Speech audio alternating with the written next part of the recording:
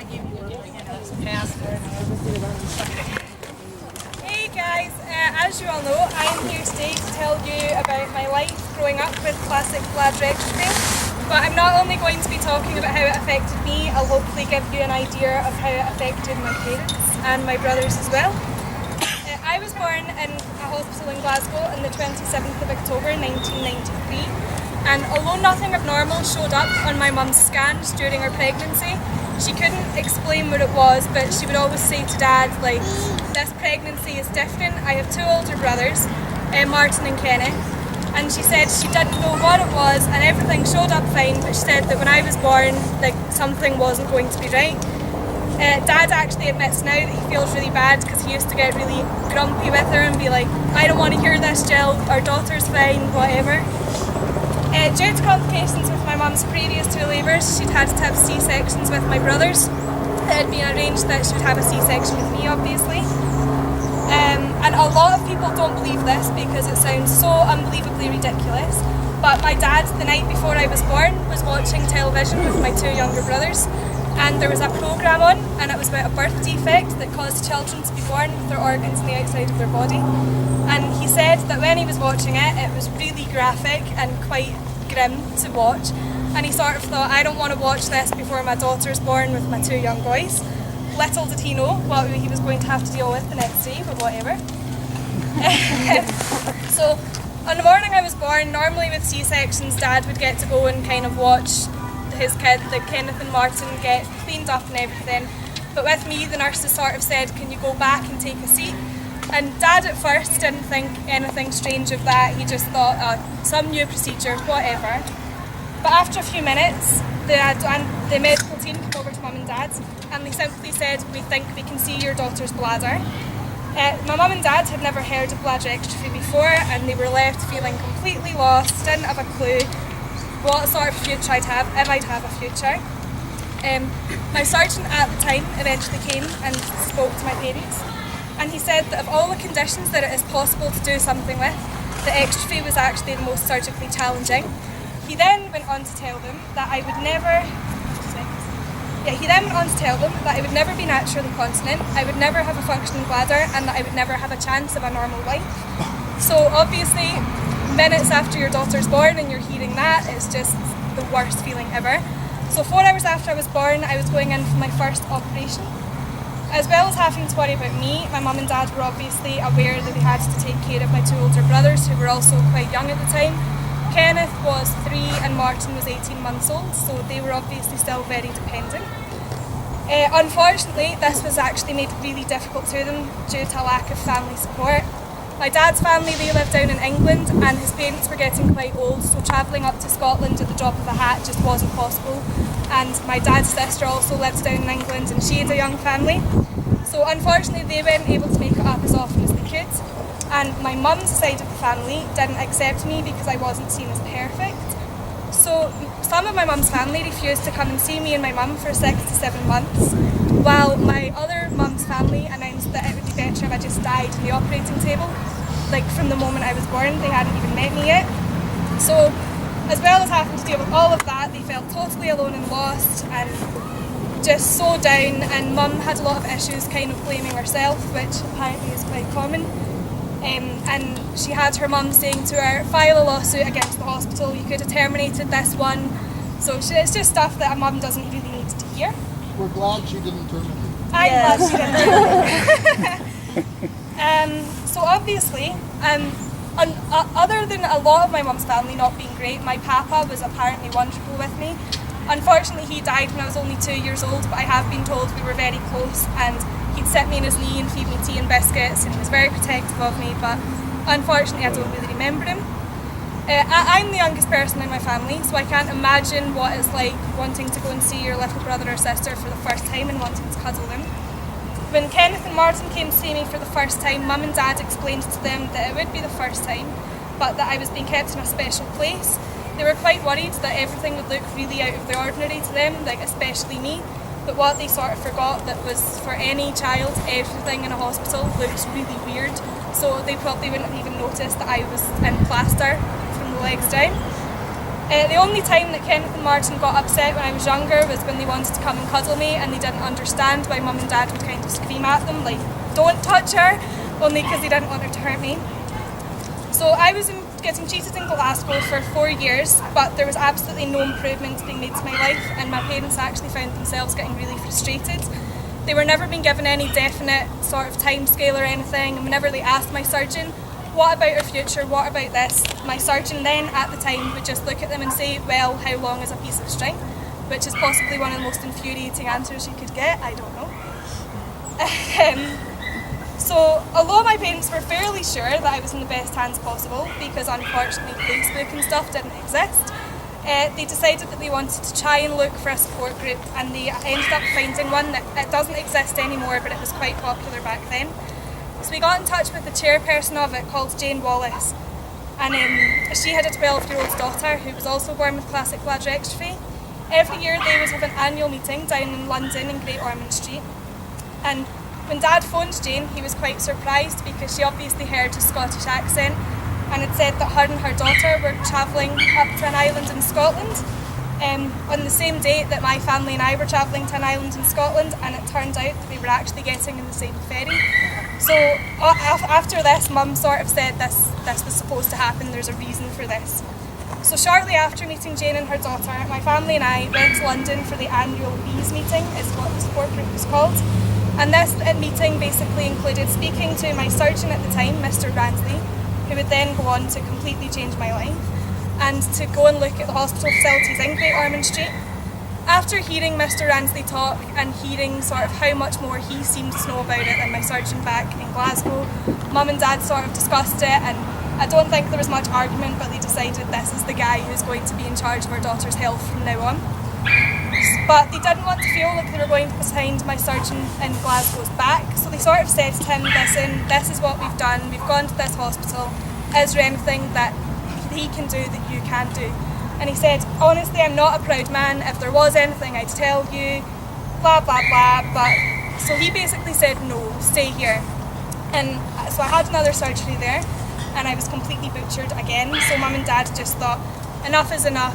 The last time I went in for surgery at Glasgow, I came out still wearing nappies with a sort of external stoma thing and having to catheterise every 90 minutes.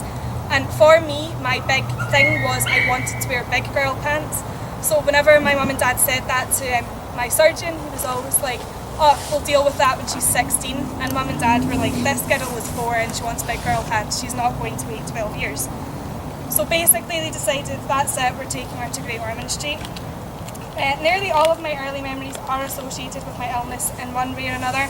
I wouldn't really look at Mum and Dad and my brothers and think they're normal and I'm not, but I used to get really annoyed because my brothers would be able to roll around on their stomachs, and I just always wondered why I wasn't allowed to do it.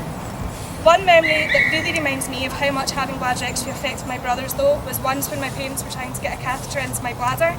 For some reason or other it wasn't working and I was screaming in pain and probably being a bit dramatic because I'd always get away with it. And my brother Martin actually came running into the room threatening to call the police because he thought that Mum and Dad were trying to kill me. He didn't understand what they were doing, and it's funny now, but obviously at the time Mum and Dad were like, oh my god, our son's going to phone the police on us and our daughter needs to empty her bladder. But he got over it pretty quick, and then he started being your typical big brother bullying me again, so whatever. In 2000 I was admitted to Great Ormond Street where I would finally get my mitrophin off at the age of 6. Because of my previous experiences with anaesthetics, I did have, and I still do have, a totally irrational fear of them. I just can't stand them. So basically when Mum and Dad said that was what I was doing, there was tears, tantrums, and I'm not doing this, I don't have to, but I eventually did go. And walking into the hospital I was genuinely terrified. I thought I'd never get out again, and I just thought this is more pain and I'm only going to come out worse, because that was how it all sort of happened.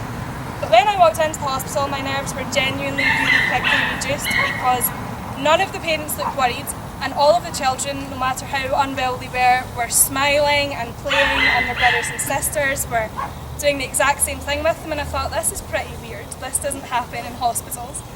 But I'm not going to lie, I was still absolutely terrified. When I got to the ward, I was placed to I was put in the bed next to this most lovely little boy called Alex. He was fighting cancer, and obviously because we were both sick, it wasn't the same condition, but we both sort of started to help each other through the hard times that children naturally face when they're in hospital. Sadly, because of the treatment that I received in Glasgow, my operations at Great Ormond Street had a lot of sort of bad effects and complications. So I was actually unable to eat for 4 weeks and 1 day there.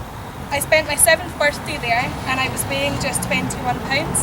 So I had to teach myself how to walk again because I'd just lost all the muscle in my legs and kind of the will to live by this point because I was so tired of operations and nothing seemed to be getting any better.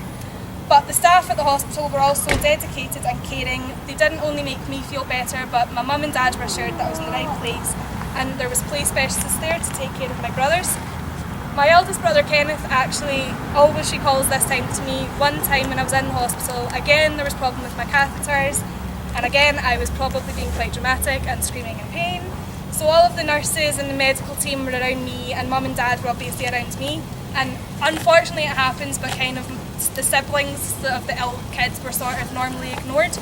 But what Kenneth found really surprising was within seconds the play specialist was with him and my other brother Martin, and they took them and they played with them and they helped to keep their minds off things. And it's actually in fact due to the absolute dedication and hard work of all the nurses and doctors at Great Ormond Street that Kenneth decided that he was going to study to be a doctor. So 2 years ago this summer he qualified from Glasgow University and he is currently working in hospitals around Glasgow, which I'm quite proud of. It's not a bad effort. I said last night that there was a chapter in my book that I never really read, and it's called Tell Daddy I Love Him. But it actually describes an event that is like the most vivid in my mind and horrible. But basically, because my brothers still had to go to school and things in Glasgow, Dad found himself travelling up and down to London non-stop. And I started to look like I was getting better. So he decided, that's it, I'll go home and the boys can start their education again, because it's obviously not fair in them to fall behind. So it had only been a few hours, and then became clear that my Hickman line had become infected. Because I wasn't able to eat for so long, they inserted a Hickman line that went from my neck through to my heart just to give me nutrients, to try and help me gain weight and gain strength. But it had obviously got infected, and the doctors were frantically trying to work out what to do. They knew I was too weak for an operation, but they knew the Hickman line needed to come out, so they were sort of fighting with all these options. And I don't remember a lot of it, but I do remember turning around to Mum and saying to her, I'm going to die, Mum, I'm scared, but tell Daddy I love him and I'll miss him. So yeah, I don't need that chapter.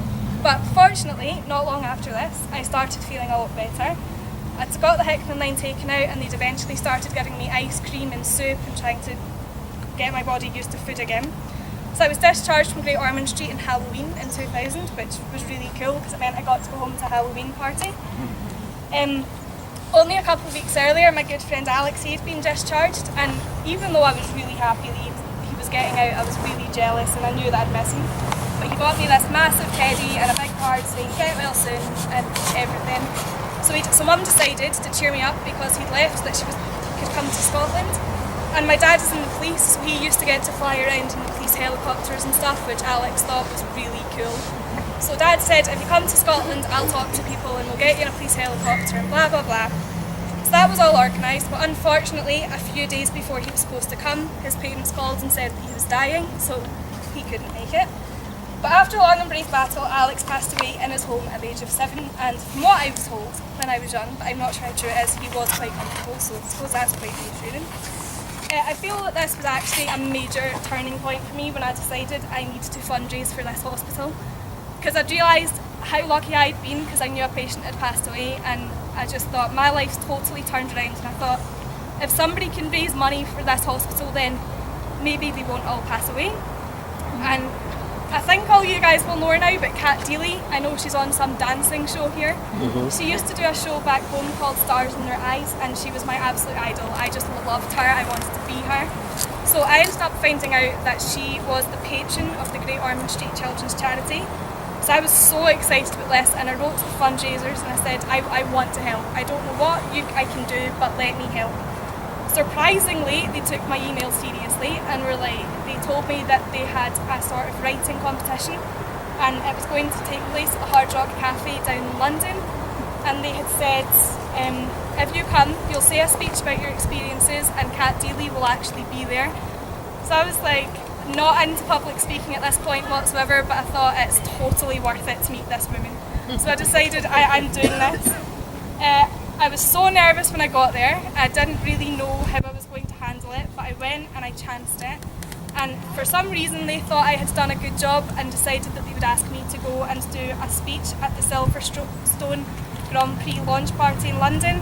Formula One have actually chosen Great Ormond Street as their charity, so every year when they're doing the Grand Prix in London they'll do a sort of big fundraiser now. And the year that I spoke was their first year ever doing it. So I went and I said another speech, and for some reason I ended up getting a standing ovation. So I didn't really know how to take that, so I just kind of walked off stage like, oh, whatever. And there was an auction, and it was all money can't buy prizes. It was like a sleepover for 20 kids at Hamley's toy store and just ridiculous things like that. And I don't know, I can't remember, but I think Dad must have had a couple of glasses of wine. Because he turned round to me and he went, why don't you try and auction your autograph? So I sort of thought, oh, okay, like how bad can this go? Not really realising. So after I'd said yes, I thought, nobody's going to pay for this thing. I have just totally shattered my confidence here, but whatever, we'll give it a go. And much to everyone's shock and disbelief, and totally thanks to the amazing auctioneer, a lovely man actually bid £20,000 for my autograph, and I think that's about $30,000, but I don't really know exactly how much it is. So obviously this set me up to speak at a lot of other fundraising events, and it was just doing the same thing. It was explaining my experiences at the hospital and trying to get people to dig deeper into their pockets to give money to such a great cause. In 2006 I was nominated and ended up winning the Pride of Britain Fundraiser of the Year Awards, and this was after I'd helped raise £1 million for Great Ormond Street, and I have been told that this is about $1.5 million, but I am not sure. After it aired on TV, Virgin Books got in touch with me and asked if I would write the book entitled Pride of Britain, which I showed you all yesterday. Throughout all of my fundraising efforts, I kind of realised that I would like to follow a career in events management, whether it was fundraising or even doing amazing things like this. Just bringing people together and helping them, I just think it's the best feeling ever. So I decided, right, okay, how can I do this at university?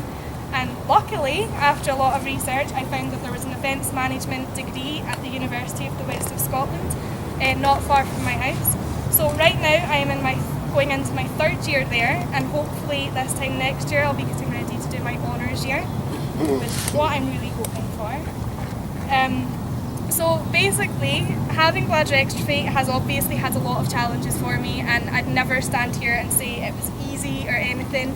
But I can genuinely stand here and say that I'm actually really glad I have it. And that might sound really weird, but when you look at it, if I didn't have it, I wouldn't be in America right now.